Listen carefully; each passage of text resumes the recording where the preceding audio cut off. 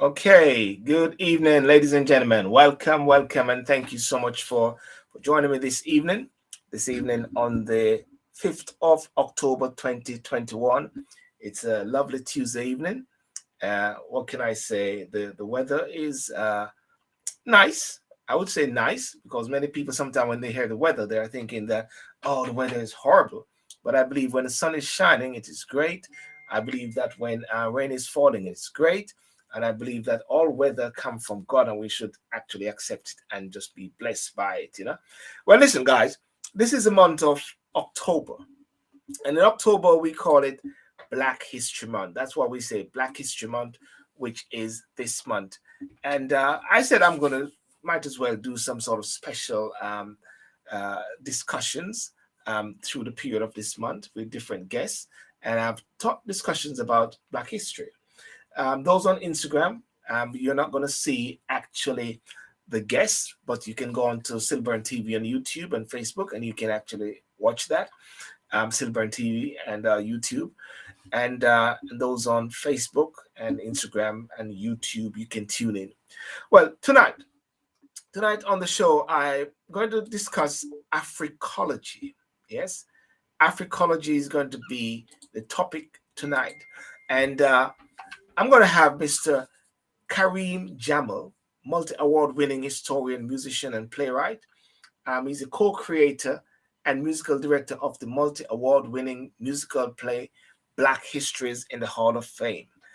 Writer and director of the Abolitionist.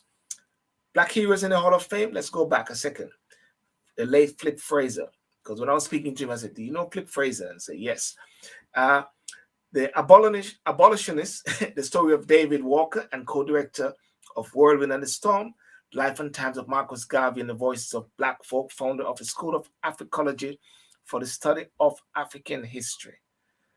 Award, Spirit of Detroit Mayor's Medal for Outstanding Contribution to Education. Keys to the City of Miami, Dade County. Mayor of Washington, D.C. Special Award for Education. Inauguration of Black Heroes Day in Washington, D.C. Now, I'm going to not talk about the play. There's a play which is going to happen in Black history called Africology, and talk about Black people in unexpected places. Yes? Black people in unexpected places. And that's very interesting because each day, and one of the things I was thinking about Black history recently, I was thinking about Black History Month, and I was saying, it would be so great. We just start getting people who did something 2 weeks ago, somebody who did something 5 weeks ago, somebody who did something 10 years ago. Because normally in Black history, we're always having the same persons each time. So I said, I think it'd be great to do something different at some other time. But without further ado, let me bring in Mr. Jamal and just welcome him. Hi, Sir Jamal. How are you doing?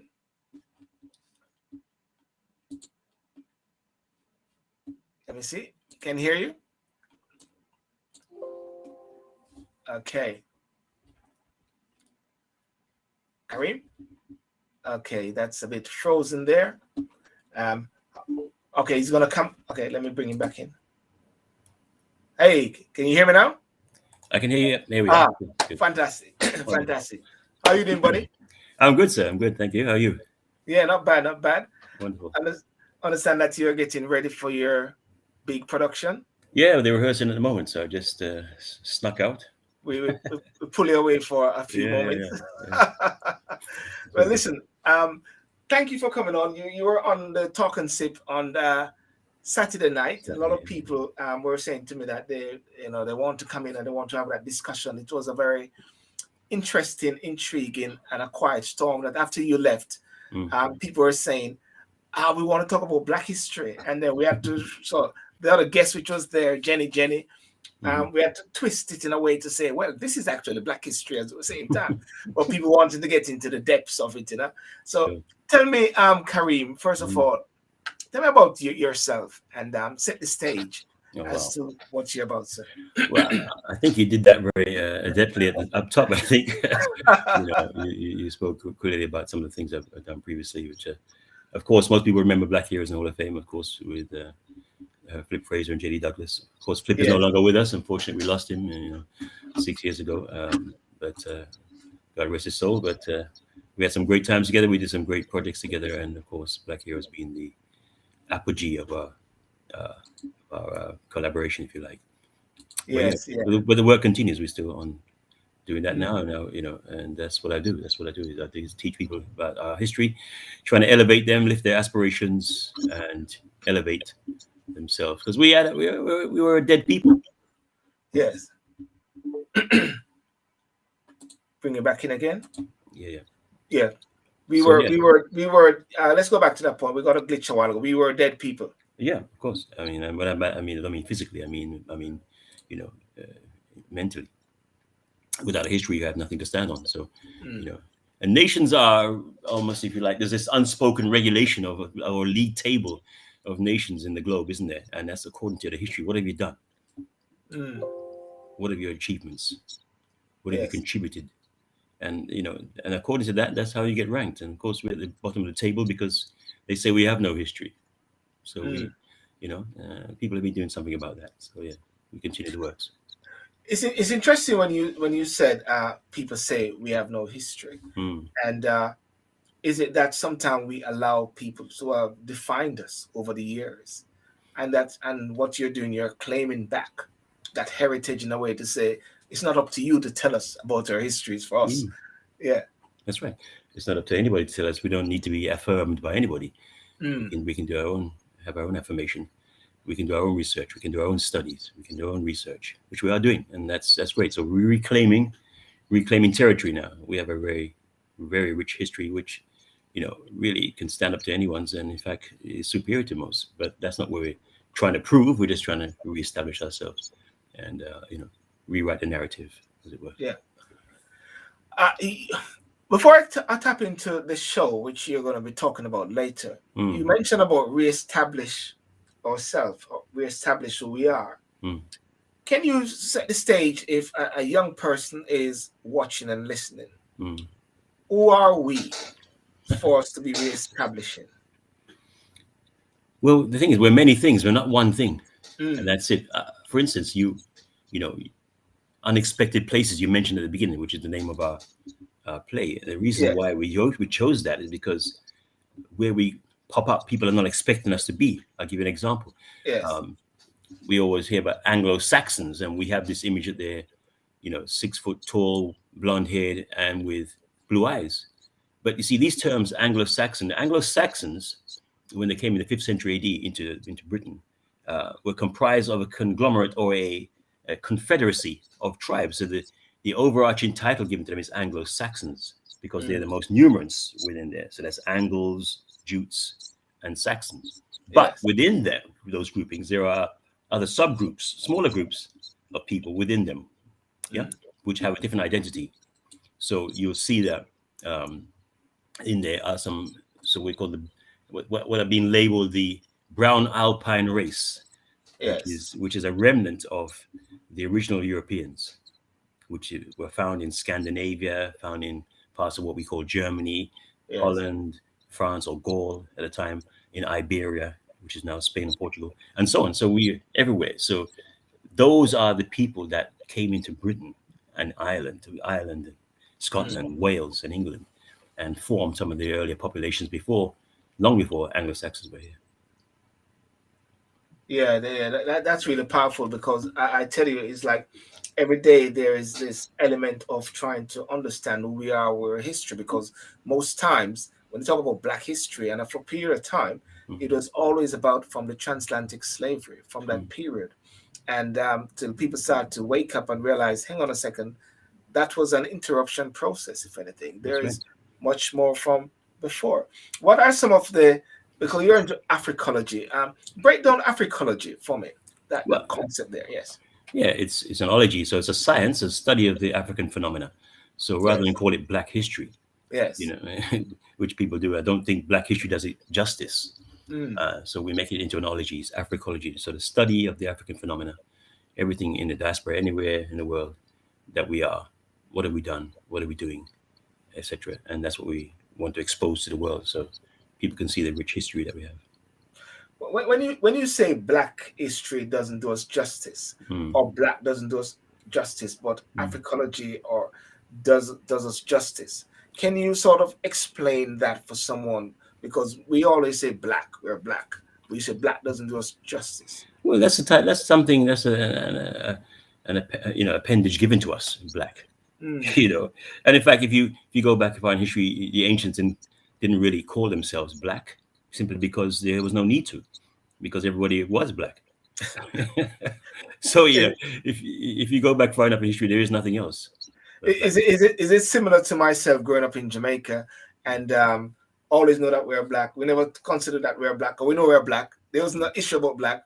But once we came off the plane to the UK in 1992, all of a sudden, black and ethnic minority, all these sort of labels, and say, hang on a second, I know I've been black. And they start to look at things differently. And that's a good point, because in fact, you never see that term until, for instance, a lot of the place names in England.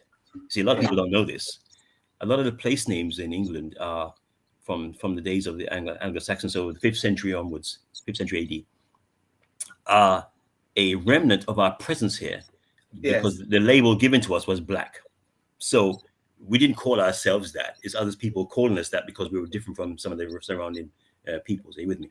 So you have lots of different, how can I put it? Lots of different places in England with the appendage black, different spellings, BLAEC or BLAECK or BLACHE, different, but it's in the Old English, the Old Anglo-Saxon. And these towns and villages are still there with the same name, and they are a testimony to our presence here in the UK long, long, long ago.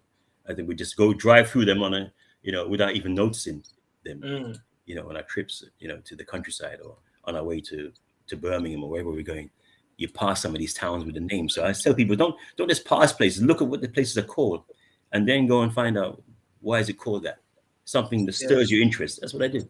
So you'll see a lot of reference to us all around this UK, in Ireland, in Scotland, in Wales, in England. We're all over. Yeah. Well, listen. I think by actually tapping into this, one can sort of set the stage a bit more, because you talk about unexpected places, unexpected people popping up in different remits, and if I do this here, and there it is, ladies and gentlemen, it's the Voices of Black Folk Africology production presents, and Mr. Jamal is presently there now. I've just take him out of the rehearsal for him to pop in to promote this event, which is happening, coming soon. Tell us about this play, sir. Well, Africology is what we teach, so we do that in different forms. We do it on the Zoom, we do lectures, we do classrooms, we do all kinds of things. But I realize that not everybody wants to be in a formal classroom setting to learn. Yes. Some people can't do that. So we use drama to teach what I think everybody enjoys, a good play, So why not be entertained and be educated at the same time? So what we're doing here is exposing other characters. Ottobah Kagwano, an African kidnapped at the age of 13, taken to the Caribbean, to Grenada, and then bought by an English merchant and brought to England and given his freedom, and then stayed in England to fight against slavery alongside people like Olaudah Equiano and William Wilberforce and people like that. Yes. So it's contemporaneous with those folks. And then you have people like Queen Philippa, Queen Philippa of Hainault. Hainault is in the lowlands of Europe, which is Luxembourg, Holland, and Belgium, as it was then. She's there. She's a descendant of, she's got Moorish ancestry. In fact, she has Ethiopian ancestry also on one side, but she becomes, the Queen of England when she's married to Edward III, and gives him 14 children. And this is a precursor some 80 or 75 years before the Wars of the Roses, which we know very well. But we hear about the Wars of the Roses. We don't hear the precursor to that. We don't hear, the fact that she had 14 children was the problem. 7 sons, and that's a big problem, in those days, because everyone was a squad, everyone was this, infighting and that kind of thing. So Queen Philippa is a very important part of the British history. Then you have the Emperor Septimius Severus, 193 AD, becomes Emperor of Rome, and as we were talking on Saturday, he defeats 2 other Africans to get that title of emperor. Where do you ever hear that story? The 3 black Africans fighting each other for the title of emperor of Rome. Of Rome. of Rome. Yes. Clodius Albinus, the governor of Britain. Licinius Niger, the governor of Gaul, which is France and Spain. And Septimius Severus, the governor of Pannonia, which is mostly parts of Germania and Czechoslovakia, as they are now, and Austria and places like that. So, and eventually, after the death of the emperor Marcus Aurelius, who you've seen the movie Gladiator, we've all seen that movie. Yes. These are real people, but you never hear them mentioned, and this is the times of Septimius Severus. I just want to bring in Dean O'Coy, my good mate, said, I rest my case, Sylbourne, because Dean is always talking about the whole aspect of Africa, A much more educated man is stating the case you debate me over, where African long before Europeans arrested our development. And just picking up here from Michelle, we wouldn't say black, we say we are Jamaicans. That's why black Americans wouldn't never get that so-called reparation, because black isn't a nationality. Why we're just talking there, well, what's your take on that? I was going to bring in something from what Michelle said. Michelle is partly right, but you're not even Jamaicans either. You're not even Jamaicans. You're not Michelle. You're not even Jamaicans. You're not even Jamaicans. I mean, because we hold on to these island nationalities, and that's they're very fragile, aren't they? Again, these are things given to us through slavery and colonialism, and we hold on to those things. And we're very precious about these island nationalities when we should be thinking at a much bigger and more global, of course, level. Yes. Yeah. We spoke on Sunday, and this is a point where when the Jody, I think Jody's on Instagram actually, when Jody with Barry, when she came in and talked about the conflict that she had within herself being Egyptian. And we spoke about the unity of Africa or black people, How possible can that be when, as you mentioned, like in Ethiopia, there are 80 tribes at the same time? And there's always a talk about Black history. We need to unite. If anything happens, you always say we need to unite. We need to come together. That is something which always been said. What's your take on that, about uniting? And uniting around what? We do need to unite. There's no question about it. It's not as easy as it sounds, as we've seen, obviously. Otherwise, we'd have done it already, But because at the same time we're trying to unite, there are forces trying to keep us apart. Yes. So let's not make any bones about that. We may have a directive, we may have an objective to unite, but there are people working equally and harder to stop us from doing that. And economics is one way they do that, by keeping us beholden to them, keeping us in debt. And if we're in debt, then usually the person in debt kowtows to the lender. We bow. Right. We accept, the restrictions placed upon us. So it's very hard to achieve that unity when good leaders come up, we kill them. When strong personalities come, we don't buy into the vision, because the vision includes pain. Okay. When you say we kill them, we who? Say again. Well, think about it.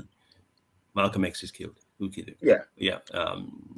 You got Kwame Nkrumah is killed. Yes. Who killed him? Yeah. You've got Jomo Kenyatta, who killed him. Yeah. You've got all of these guys in Zikwe from Nigeria, who killed him. So in the poverty is an opportunity for corruption.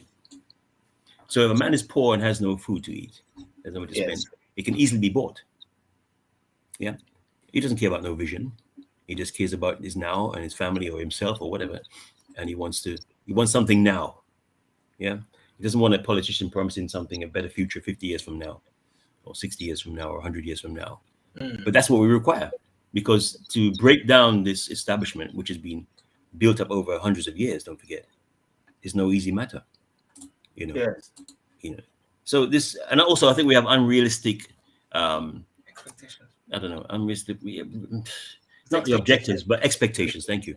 Because I think we expect to see these things broken down, these walls torn down overnight, but they've been established over hundreds of years, and the enemy is constantly improving his model all the time, constantly developing to keep us where we are.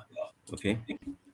And so that's why I always implore people to look at the language, understand what they're using, because that's how they also keep us subjugated, if you like, to words and stuff. Read the small print. I use that as a euphemism there to watch out, because these folks are tricky. Yes, yes. That's their skill set, subterfuge. You know. Let's go into, okay, we're talking about the play now, which is you kick off this the 8th and the 9th, which is this Friday. Voice of Black Folk in Unexpected Places, written by yourself, playwright, production, you know. What are the persons that are playing the different roles, if anything? So what are the persons you say?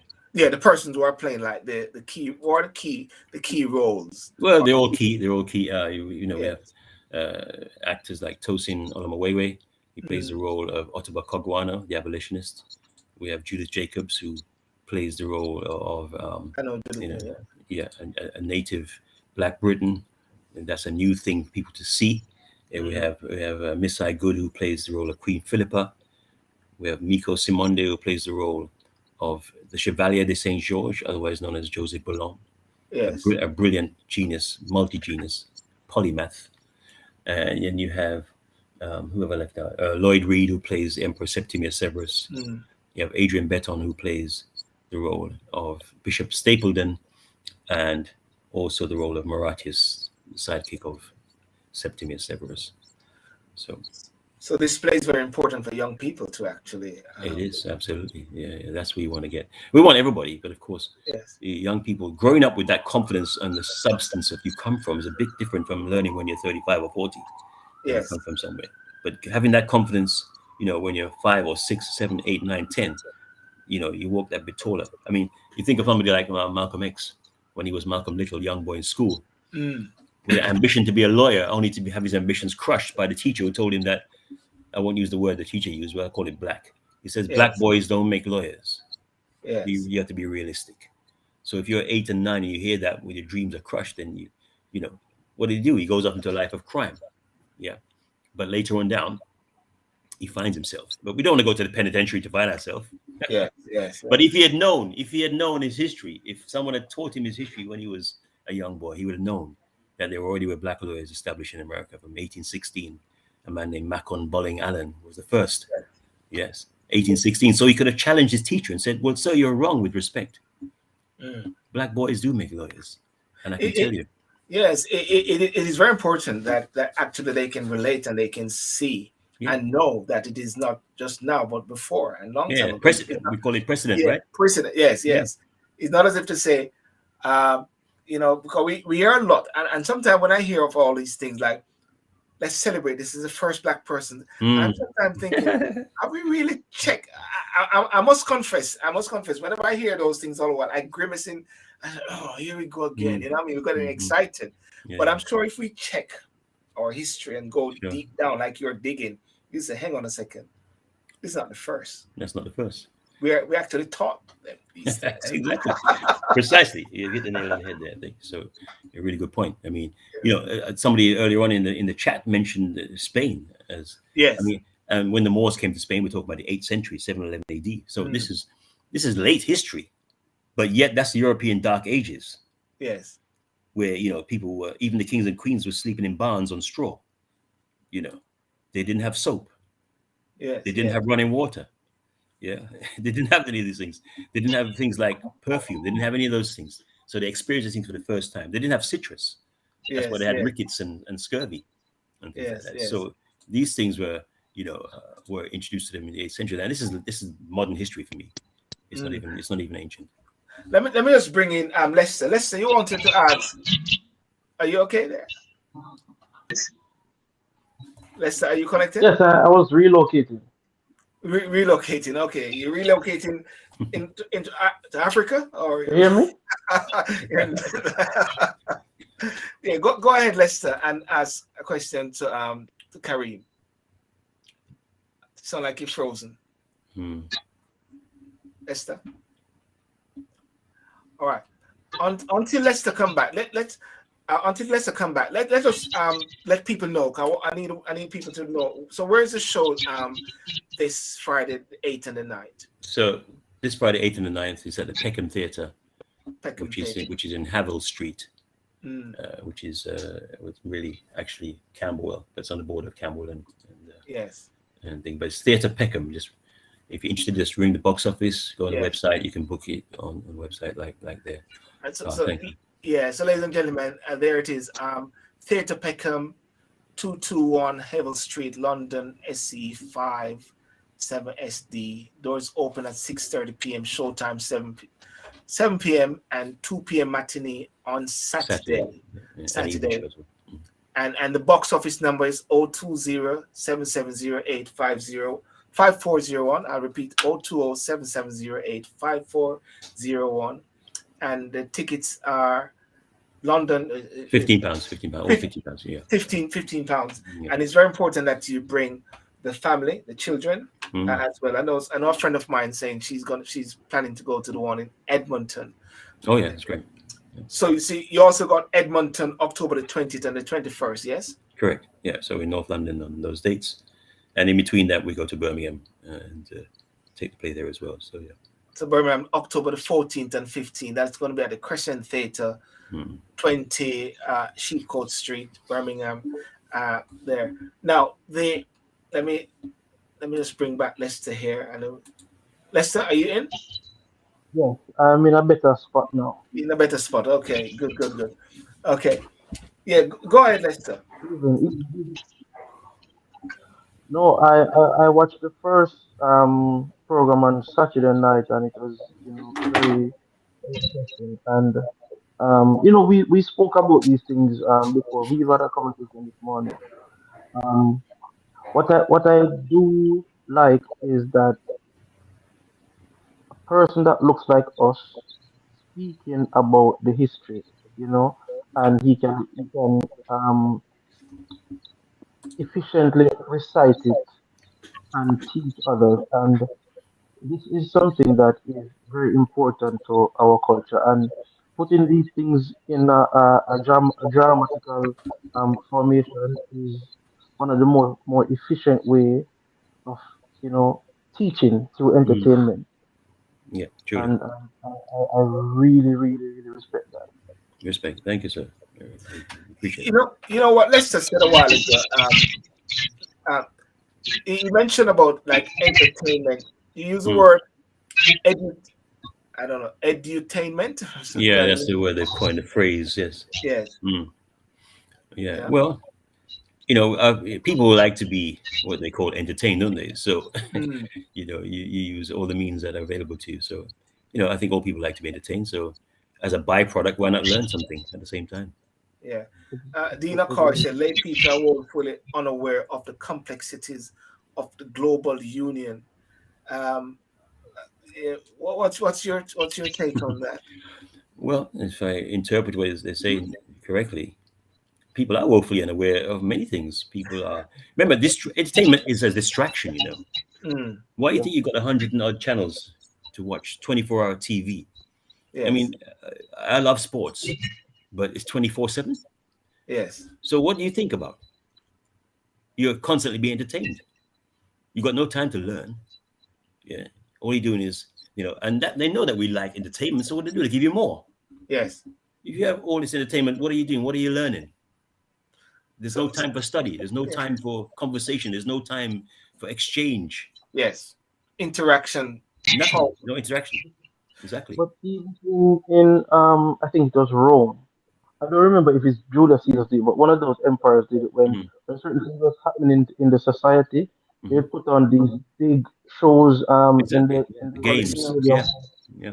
And so, but it transferred even into modern day society now, where I was saying to somebody, look at the NFL, the NBA, the National Hockey League, the Baseball League. Yep. They use certain terminologies, and we take it for granted, right? So we're having the draft, we're having the trade. But what color people are they trading most? What are the draft? So and people don't put it so that you are 30 in the NBA. You're 30 teams. 30 white men own these teams. That's right. And they are trading black, strong African males. In the most part, yeah. Right. Yeah. And people don't understand these things. you know, and like in the trade deals with the agents who are always most of the time white, Yeah. am I worth to the other white who you want to trade me to? Yeah. I And hate agents. I hate this thing of agents. I do. That seemed like an exactly, overseer to me. Yeah. exactly, Yeah. exactly, Yeah. exactly. But a lot of people don't make the connection to Mm, say that so a black player is saying, "What am I worth to this other white owner?" mm. You know. But you So I said you said mean, something, Lester, which is really good. I think you know the all the emperors use games to excite the senses of the people to make them forget about Mm. what's actually going on politically. So once we've got games and and there's a big spectacle and a fanfare and we forget all of our woes. And same yeah, thing that TV and entertainment. Remember the actual word entertainment. Enter, go into, tain is to capture, yeah, Right. And detain, that's and that's retain, why contain. they call it TV program. Exactly. The program. So So, what about the social media lockdown the other day? It sort of sends a signal about the level of reliance. Lester, can you mute yourself, Lester? I don't know if it's easier thing. I'm hearing a massive feedback. Um, Kareem, yeah. What's your take on that recent lockdown yesterday? Because I don't it's know. that it, yeah. I think I have to think of. I have to look into this more before I offer comment because there's several possibilities here. Yeah. It could be sabotage. It could be a distraction. There's a lot of different things going on here because remember they have competition between themselves anyway. This Yes. guy, this one man, Zuckerberg, he owns a lot of companies that provide social media. Yes. Yes. Apparently, he lost 4 billion on the stock exchange in the value of the companies. Mm. He can afford it. Don't worry. I'm sure he'll make it back shortly. But at the same time, there's several things going on here. I'm not sure which one, you know, is the actual, the definitive reason for it. So I think I'll reserve judgment on that until I'm able to study this thing more. Because one thing we have to do, we can make the wrong assumptions on these things and give out wrong information. I think so. What you said right there, and as we're wrapping up, is about due diligence. In all that we Mm, do, due that's right. diligence, analyze, be perceptive of what is happening around us, tapping into our heritage, know our history, where we're coming from. Mm. Would you say that you're seeing the lack of ignorance brings forth things which that jeopardize our future at the same time as a people, the Well, it's young interesting. Any man who read the Bible will say the Bible tells you get wisdom, people. Mm, get understanding. In yes, all you're getting, get understanding. Though it yes. costs you everything, get understanding. So I mean, if that's so high up on the list from the most Mm, side, then you have to put that yes, priority is to get wisdom and understanding. Because yes, without that, what do you have? You have nothing. yes. You're just fit for programming without that. So and that's the society they've created. That's what they want. Is a herd of people Mm. that are not critical thinkers. It's interesting you said a word a while ago, and it's a powerful word which I started to dissect of recent days. A herd of people. Mm. And during this period of this virus, there is herd immunity. And I Mm. keep hearing this word and this, and I start to dissect it and isolate, quarantine. And I start to see this psychological thing which is working. Herd, Mm. you know, taking the people leading down up. I mean, I hope I'm not being a conspiracy theory, but I like to critically analyze things that less don't know. you know. Yeah, yeah. Well, I mean, they do see it's like a herd, right? Yes, yes, yes. Of course. But ladies and gentlemen, as Dean just said, watch the play and become more aware of our historical accomplishments, which is powerful because unless you know, there's a saying in Jamaica, go Lester, you won't know until you go. That's for Jamaica. But is that what they say in Jamaica? You won't. Ed Bartlett always say that, the Minister of Tourism. yeah. You won't know until you go. You won't know, You know, if you don't have a ticket to the play, you don't have a chance to be edu- educated. yes, yes, exactly. So, ladies and gentlemen, make sure that you tune in. But before I give the final, Kareem, any last word you want to say, Well, sir? I guess our objective of all this is just to make people um, ask questions more. Spirit of Yes. inquiry. You know, don't just accept information that's provided you. You know, go and do your own research. Go and dig deeper. You know, and to be aware. You know, to be discerning. You know, there's things going on in our world now, which I think, you know, you won't. People won't even. A lot of people will be surprised even now. I'm surprised that people will be surprised about some Yes. things, if you know what I mean, because it's plain to see. But yet, this thing about the herd, you know, they've created this. They've dumbed people down to a level where people stop asking questions now, and people just believe what's dished out to them. You know. But someone on Instagram. But before you go, Sorry, Lester. Go ahead, Lester.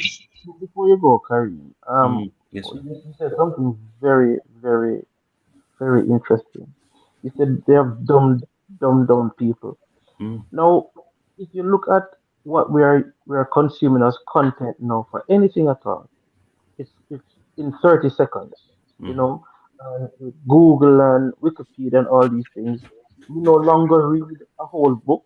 Yes, sure. So if you want a particular thing, we Google it, and so a small sentence or paragraph comes up. We Mm, don't know what's happening before or after. mm, When I was in high school, at Excelsior in Kingston, mm, and I want to know something on a particular topic, I would have mm, to read a whole book. mm, Mm. I would have to read a book that was written before it. So if I read a book that was written in 1970, I try to find a book that was written in 1960 to see what was the author's thinking on the topic. I want mm. to read a book in 1985 that was written on the same topic. So I got three perspectives.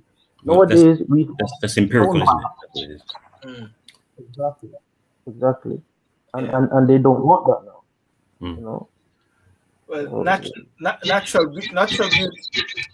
natural beauty on Instagram said that's why they took critical thinking classes in school. They took it out because they want us to stop thinking and just Yeah, comply. that's right. yeah. Bottom line, that's exactly right. Yeah. Absolutely. Well, listen, sir. I want to thank you so much for joining us tonight, and My pleasure. It's a I'm pleasure. sure you're gonna go back to some more rehearsal. Yeah, I think they're probably finishing now, you know. So They're finishing now. I'm gonna Yeah. see what they're up to. Yeah, for sure. Yeah, but definitely, I'm gonna try to. 'Cause I know we can try to get the kids also to really Yeah, man, pop in please. to Yeah, the yeah. play and educate. Oh, one more thing. Somebody said. Somebody I said to ask you this question. Mm. When are you going to the States? Or are you gonna do videos or so like that and to show it? Well, yeah. Well, we love going to the States. We've been there a couple of times already with our productions, and so Yes. hopefully, if you get me the right producer with the right and sponsors, we'll be there in a hurry. Don't worry. Okay. And All Jamaica right. too. Don't worry. And Jamaica too. Let's see. Let's Absolutely. can sort that out with the Prime Minister Brogan. Listen, Absolutely. Karim. Listen. Thank you so much, and Yeah, pleasure. all Pleasure, the sir. best. And Thank you. I mean, as we say in theater, break a leg. Break a leg, indeed. break a Yeah. leg. Yeah, yeah. Okay, sir. Have a good All night. right. All right, so well, take care. Lester. Thank you, sir. Thank you. Bye-bye. Lester, good night. How are you? You good? I'm good. Okay. Good. Fantastic. All right. Well, thank you for that contribution, Lester. And we'll talk. But what's your last word, anyhow, based on the discussion? There's a lot of static from where you are. You've got so many powers. Maybe it's all social media and all those things coming from you, you know, getting I've acquired some new earpods. I don't know if I it's think going to work out. yes, they tend to work very terrible with these things, I must say. Yeah. All right, Lester. Well, listen, you take care, yeah. Blessings, man. Anytime. Okay, thank you, sir. Thank you. Okay, well, ladies and gentlemen, that was the show for tonight, and one of the things that I'm gonna do now is somebody did send me some books. And I want to showcase these books. Peter Ferguson said, please show these books to educate our people.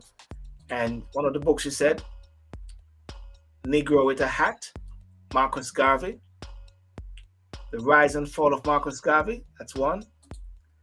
The second book is The Willie Lynch Letter, The Making of a Slave, Willie Lynch. Understanding, Knowledge, History, Crucial, Education. The Autobiography of Malcolm X, as told, Alex Haley. That's another book as well. And Homeowner, A Guide to Becoming a Homeowner for African Americans, Quentin J. Hardy. That's a book also to look at. Yeah. And Emancipated from Mental Slavery, Selected Sayings of Marcus Garvey. That's another book, which is a very powerful book, I must say, to really tune in and check out. And one more book, which is Emerald Tablets, Billy Carson. That's another book there. Let me see. I think that covers it. Let me get that. And let me hear what Natural Beauty. Our children doesn't even know how to go in the library and read a catalog card. That is very interesting, because as Lester intimated earlier in the show, that the depths of research is no more. Nobody dig deep because everything is at your fingertip. Google it. And when you even Google a massive topic or so, you'll get these little snippets there, and people don't go any further. Everybody's actually skirting on the surface. Do you think that? Do you feel like that? People are skirting on the surface and not digging deep. Digging deep is so crucial because that's where the substance is. So education now, is it that education is now deemed to be somewhat a bit superficial, whereby you're just trying to pass an exam?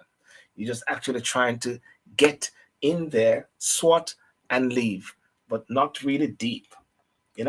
Please, Natural, do send a list of books as well. And one more thing, which I did not get to, I forgot to bring up to KHAREEM Jamal there. And it was the whole discussion on Black history, because I think when it comes on to Black history during this time, a lot of people always say, like in October for the UK, February for the USA, I don't celebrate Black history. Why do we have Black history? Why is it relegated in 1 month or so? We are more than that. And I can see all the different sides of it, But my philosophy, my perspective is that, hey, if there's fire, add some fuel to it. That's all I'm going to say. Add some fuel to the fire. I mean to say that if you get a month, just go at it hard. Celebrate it. Go for it full on. Add some fire to it. Don't throw water on it, because not many people are somewhat, should I say, astute.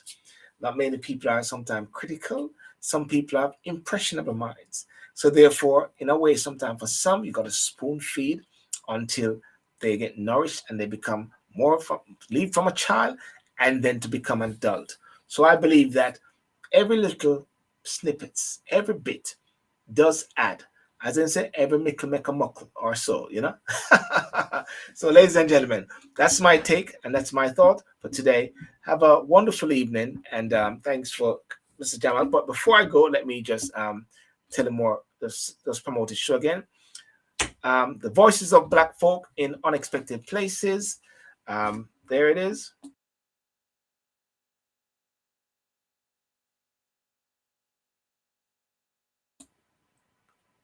October the 8th and 9th, Theatre Peckham, 221 Havel Street, London, SE3 7SD.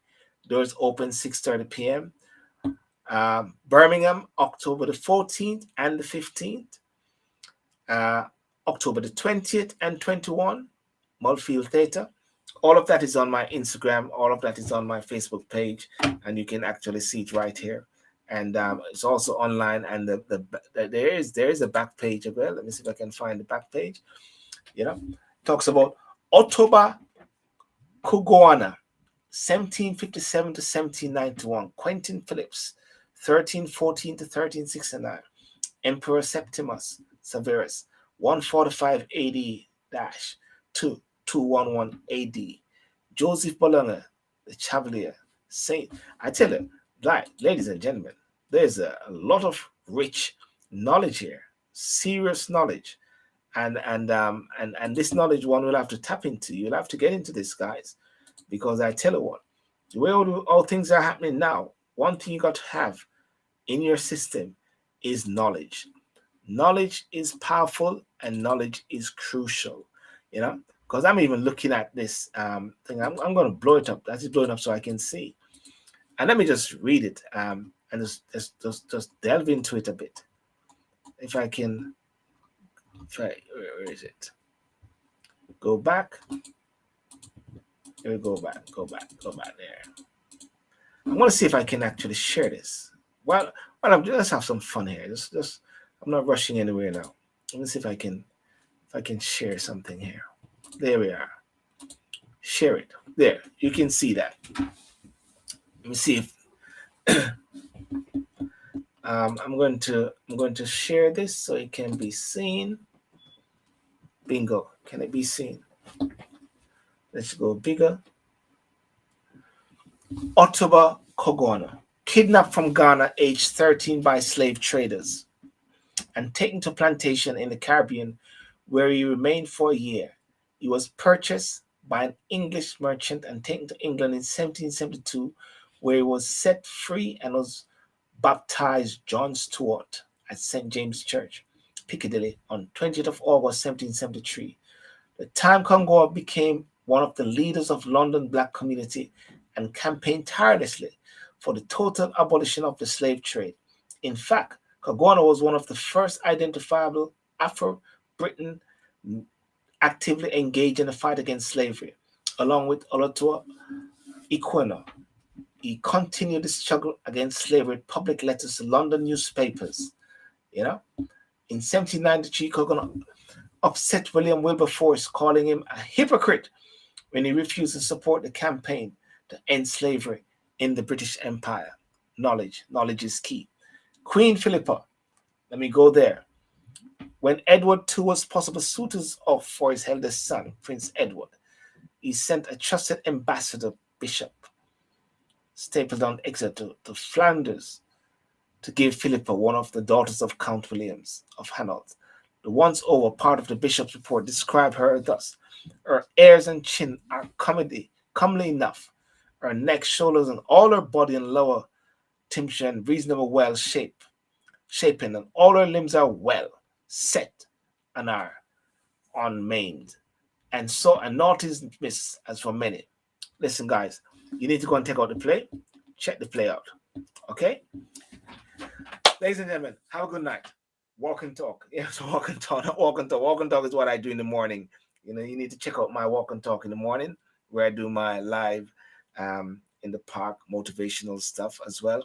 Check out us this Thursday night in review, where we're going to look at the Conservative Conference, look at social media and its impact, and so many things which has happened. We're just losing track of it, of course. And Saturday night, definitely talk and sip. All right. What are you drinking? Ladies and gentlemen, have a good night. God bless you and peace out. Okay.